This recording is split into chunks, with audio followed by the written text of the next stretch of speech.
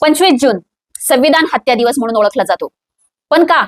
कारण 1975 साली याच दिवशी म्हणजे 25 जूनला देशभरामध्ये आपत्काल म्हणजे इमर्जन्सी लागू करण्यात आली. पण याची पार्श्वभूमी काय होती? पंतप्रधान इंदिरा गांधी यांच्या लोकसभा निवडणुकीनंतर अलाहाबादच्या उच्च न्यायालयाने त्यांना अवैध ठरवणारा निकाल दिला. सत्ता टिकवण्यासाठी त्यांनी राष्ट्रपतीच्या माध्यमातून संविधानाच्या कलम 352च्या अंतर्गत 25 जूनच्या रात्री आपत्काल लागू करण्याच्या फाईलवर स्वाक्षरी घेतली आणि संपूर्ण देशाला हे जाहीर करण्यात आलं. पण त्यानंतर काय घडलं? तर या इमर्जन्सीमुळे मूलभूत अधिकार रद्द झाले, माध्यमांवर सेन्सरशिप लादण्यात आली, विरोधकांना विना खटला अटक झाली आणि लोकशाहीचा गळा आवळला गेला. त्यामुळे अनेक लोक, कार्यकर्ता, जनता 25 जूनला संविधान हत्या दिवस म्हणून पाळतात. पण यावर काही जण म्हणतात की ही संविधानाची हत्या नव्हती, तर लोकशाहीवर आलेलं एक गंभीर आणि भयानक संकट होतं.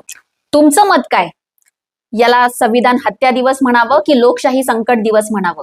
तुमचं मत कमेंटमध्ये सांगा आणि फॉलो आणि शेअर करायला विसरू नका. संविधानाची जाण, समृद्ध राष्ट्र निर्माण.